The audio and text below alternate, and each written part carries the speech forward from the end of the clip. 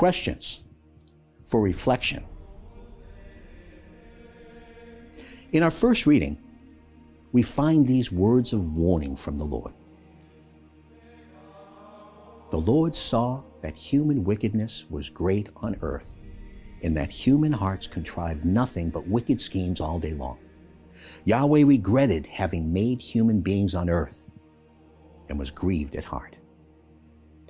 If we look around today, what do we see?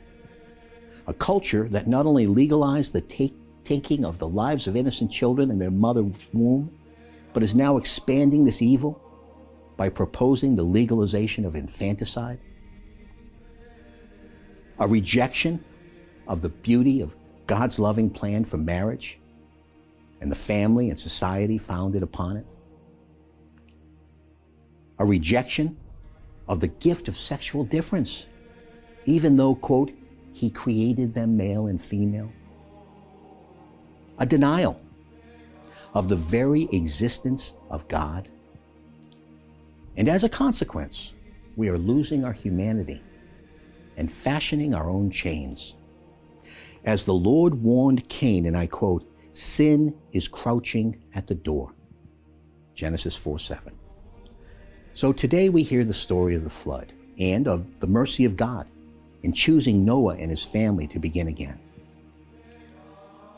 The Catholic Catechism explains, and I quote, the Church has seen in Noah's Ark a prefiguring of salvation by baptism, for by it a few, that is 8 persons, were saved through water. And that's paragraph 1218 of the Catechism. It then sets forth a passage from the prayer the priest, or in some cases the deacon, prays over the waters of the baptismal font. And here it is. The waters of the great flood, you made a sign of the waters of baptism, that make an end of sin and a new beginning of goodness.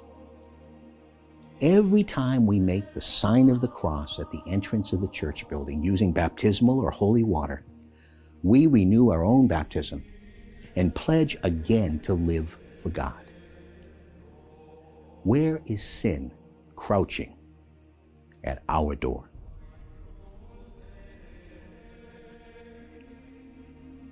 Quote, give Yahweh his due, proclaims David the psalmist in the responsorial psalm appointed for today's Holy Mass. Adore him in the spirit of holiness. Do we begin our day by turning to the Lord and adoring him? The moment we open our eyes in the morning, which in itself is a gift from God, do we thank the Lord? Saint Jose Maria Escriva refers to this practice as the heroic minute. And I quote this wonderful saint, it is the time fixed for getting up, without hesitation, a supernatural reflection, and up, the heroic minute. Here you have a mortification that strengthens your will and does no harm to your body. And that's from The Way, paragraph 206. Choose to adopt this practice today and every day. It will change your life, honor God, and change you.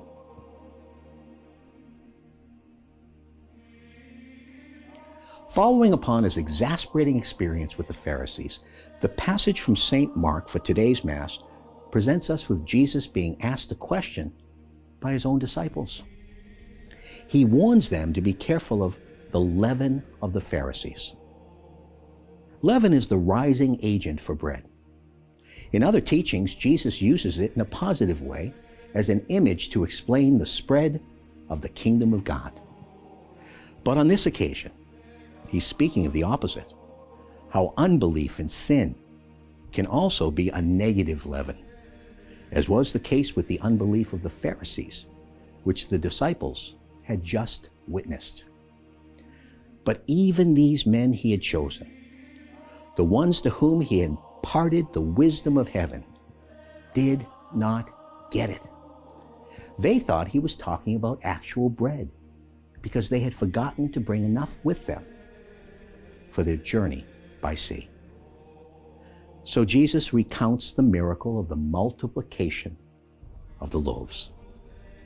He hoped they had come to understand it was about more than bread. Jesus asked the disciples a simple question during that miracle. What do you have? They did not understand. They had been invited to participate in God's work by simply giving what they had in a holy exchange. When they finally did, Jesus used the matter given by men, loaves and fish, to manifest the manna of heaven. He still does. Do we believe this? Do we give what we have to the Lord every day?